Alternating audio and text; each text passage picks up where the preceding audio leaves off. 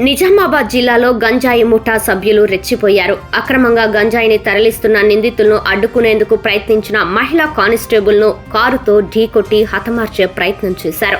ఈ ఘటన జిల్లా వ్యాప్తంగా కలకలం సృష్టించింది. నిర్మల్ జిల్లాకు చెందిన ఒక ముఠా కారులో భారీగా గంజాయిని తరలిస్తున్నట్లు ఎక్సైజ్ పోలీసులకు ముందస్తు సమాచారం అందింది. దీంతో పోలీసులు నిజామాబాద్ శివార్లోని మాధవనగర్ ప్రాంతంలో శుక్రవారం రాత్రి 8 గంటలకు నిఘా పెట్టారు. పక్కా సమాచారం ప్రకారం అనుమానాస్పదంగా వస్తున్న కారును గుర్తించి వారిని అడ్డుకునేందుకు మహిళా ఎక్సైజ్ కానిస్టేబుల్ సౌమ్య ముందుకు వెళ్లారు. పోలీసులను చూసి భయపడిన నిందితులు తప్పించుకోవాలనే ఉద్దేశంతో కారును వేగంగా ముందుకు అలాగే పోనిచ్చారు. ఈ క్రమంలో అడ్డుగా ఉన్న సౌమ్యను కారుతో బలంగా ఢీకొట్టారు. ఈ ప్రమాదంలో ఆమెకు తీవ్ర గాయాలయ్యాయి. రక్తపు మడుగులో ఉన్న ఆమెను తోటి సిబ్బంది వెంటనే నగరంలోని ఓ ప్రైవేట్ ఆసుపత్రికి తరలించారు.